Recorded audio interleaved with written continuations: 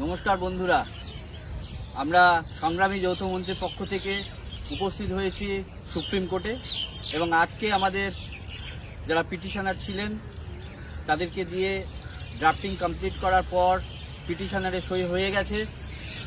আজ সন্ধ্যায় আবার আমাদের যিনি অ্যাডভোকেট অন রেকর্ড আছেন তার কাছে যাব এবং কথাবার্তা বলবো। পজিটিভ বিষয় রয়েছে, নিশ্চিন্তে থাকুন, ওরিড হবেন না।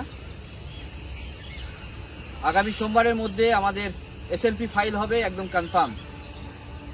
তাই সঙ্গে থাকুন। সোমবার এসএলপি ফাইল হচ্ছে, আশা করুন যে সোমবার এসএলপি ফাইল হয়ে যাচ্ছে। প্রয়োজনে রাজ্য সরকার যেদিন মুভ করবেন সেদিনই হয়তো আমাদের একই সাথে একই ডেটে মুভ হবে, অর্থাৎ হিয়ারিং হবে।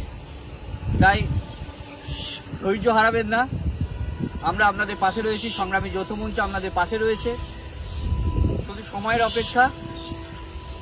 শেষ হাসিটা হয়তো আমরাই হাসব। আপনাদের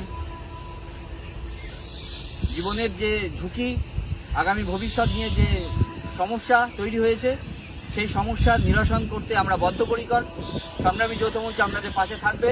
আপনাদের কাছে অনুরোধ করব, আপনারাও সংগ্রামী যৌথ মঞ্চের পাশে থাকুন। এটুকুই বার্তা দিতে চাই এই মুহূর্তে।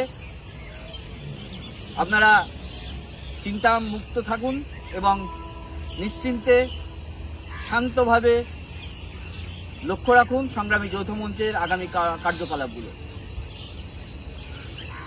আমরা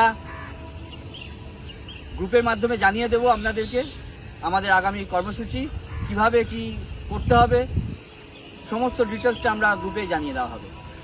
নমস্কার, ধন্যবাদ।